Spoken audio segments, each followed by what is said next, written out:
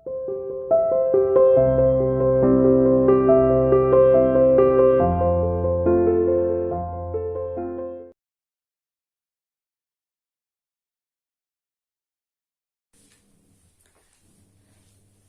बेटा, कैसे हो।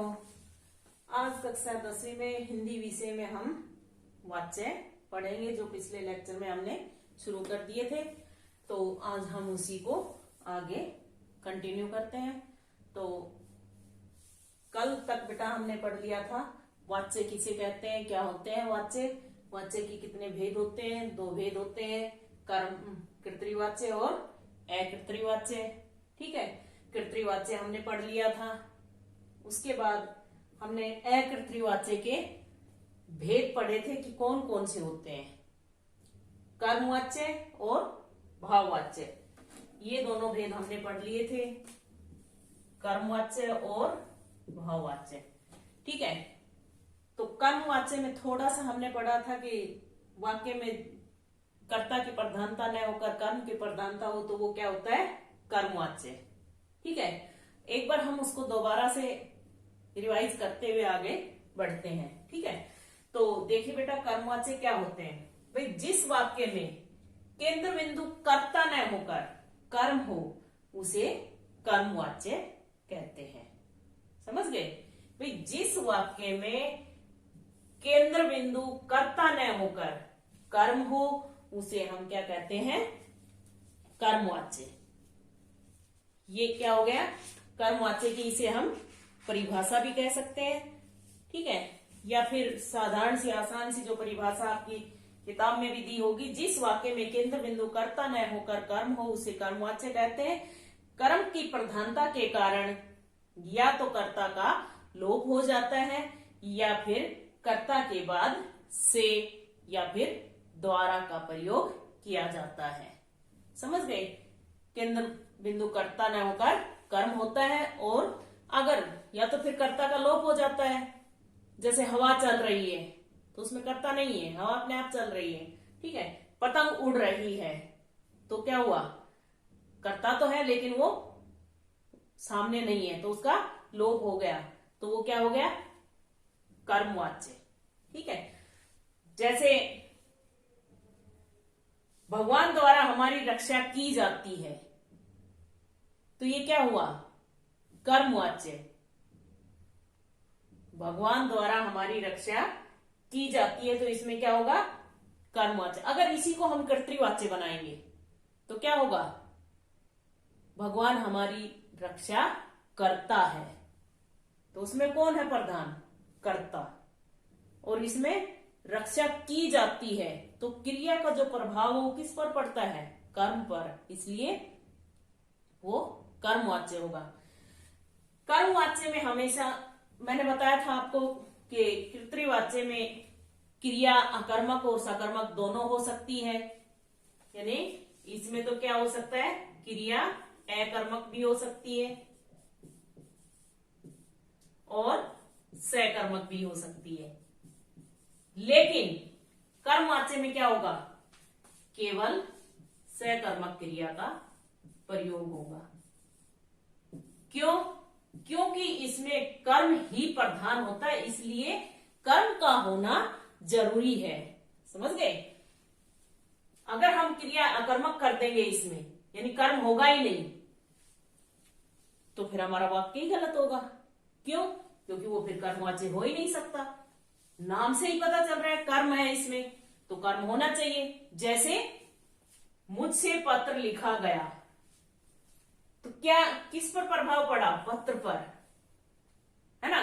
तो इसलिए ये जो हमारा लिखना क्रिया है ये किसको लिख रही है, पत्र को, न कि इसका प्रभाव मेरे ऊपर पड़ रहा है इस लिखाई का, है ना। मुझसे, मुझसे कौन हुआ, कर्ता हुआ।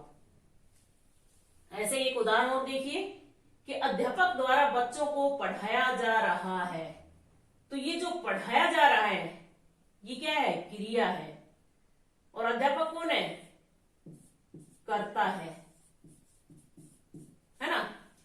तो इसलिए इसका प्रभाव, इस क्रिया का प्रभाव किस पर पड़ रहा है, पढ़ कौन रहे हैं, बच्चे, इसलिए ये क्या हो गया, कर्मवाच्य।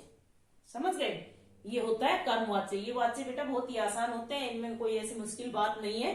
सबसे आसान मेरे ख्याल में ग्रामर का टॉपिक है, सबसे ही आसान है ये। आप अगर थोड़ा सा भी ध्यान दोगे तो आपको फ्री में ही 4 नंबर मिल जाएंगे। इनमें कुछ नहीं करना होता, बस थोड़ा सा एक बार पढ़ना है, उसी से आपके 4 नंबर पक्के हो जाते हैं। ठीक है। अब इसके बाद हमारा अकृत्रिवाच्य का जो दूसरा भेद था, क्या? भाववाच्य। उसके बारे में पढ़ेंगे आज हम। ठीक है। उसके बाद फिर हम वाच्य को परिवर्तन करना सीखेंगे, किस तरह से वाक्य का परिवर्तन करेंगे। उसके बाद हमारा ये टॉपिक शायद समाप्त हो जाएगा। अब देखिए भाववाच्य। सबसे पहले हमने पढ़ा कर्तृवाच्य, जिसमें कर्ता की प्रधानता होती है। फिर उसके बाद हमने अकर्तृवाच्य के भेद पढ़े, जिसमें पहला था कर्मवाच्य। तो कर्मवाच्य में कर्म की प्रधानता होती है। अब जो हम पढ़ेंगे भाववाच्य, उसमें क्या होगा? ना तो कर्ता की प्रधानता होगी और ना ही कर्म की, बल्कि किसकी होगी? इन दोनों की नहीं होगी। तो किसकी होगी? भाव। अब आपको पता है भाव क्या होते हैं? भाव ऐसी चीज होती है जिसे हम छू नहीं सकते, महसूस किया जाता है, अनुभव किया जाता है। ठीक है, वो होते हैं भाव। तो अब भाववाच्य की परिभाषा देखिए कि भाववाच्य में क्रिया के कथन का केंद्र न तो वाक्य का कर्ता होता है और न ही कर्म, बल्कि क्या? बल्कि क्रिया का भाव होता है। ठीक है, वो क्या कहलाता है? भाववाच्य। यानी भाववाच्य में क्रिया के कथन का केंद्र न कर्ता होता है न कर्म होता है, बल्कि कौन होता है? भाव होता है। तो उसे हम भाववाच्य कहते हैं। या फिर इस तरह से परिभाषा पढ़िए आप कि जिस वाक्य में कर्ता की प्रधानता न होकर अकर्मक क्रिया का भाव प्रमुख हो, उसे भाववाच्य कहते हैं। अब इसमें तो क्या था कि क्रिया दोनों थी। किसमें? कर्तृवाच्य में भी अकर्मक भी थी और सकर्मक भी थी। इसमें क्या था? इसमें केवल सकर्मक क्रिया थी। लेकिन अब जो हम भाववाच्य पढ़ेंगे, इसमें क्रिया क्या होगी? अकर्मक। कौन सी क्रिया होगी इसमें? अकर्मक, केवल अकर्मक। ठीक है, इसमें सकर्मक क्रिया नहीं होगी। जहां जिस वाक्य में सकर्मक क्रिया है, तो वो समझिए भाववाच्य तो है ही नहीं, वहां भाववाच्य तो लिखिए ही मत आप। अब आपको ये कैसे पता चलेगा कि सॉरी, क्रिया अकर्मक है या सकर्मक है? जब आप क्रिया से पहले क्या लगाकर प्रश्न पूछेंगे और उसका अगर आपको आंसर मिल जाता है, तो वो क्या होगा? सकर्मक क्रिया होगी। अब भाववाच्य देखिए, उदाहरण, इसके एक उदाहरण लिखिए। जैसे सोहन से चला नहीं जाता। जैसे सोहन से चला नहीं जाता। तो ये क्या है? भाववाच्य है। हम सोहन की चाल को छू नहीं सकते, महसूस कर सकते हैं, उससे चला नहीं जा सकता। ठीक है ना? या उसके पैरों को पकड़ के हम छू लेंगे, नहीं होता ऐसा। ठीक है, सीता से गाया नहीं जाता, तो वो क्या है? भाववाच्य के उदाहरण है। ठीक है बेटा, तो आज के लिए इतना ही बहुत है। आगे, इससे आगे हम अगले लेक्चर में पढ़ेंगे कि किस तरह से कर्तृवाच्य को कर्मवाच्य में बदलेंगे, कर्मवाच्य को कर्तृवाच्य में बदलेंगे। ठीक है, ये हम अगले लेक्चर में, अगली वीडियो में पढ़ेंगे। आज इतना ही रिवाइज कीजिए आप। इसमें अगर आपको कोई दिक्कत हो तो आप कभी भी पूछ सकते हैं। ठीक है, ओके।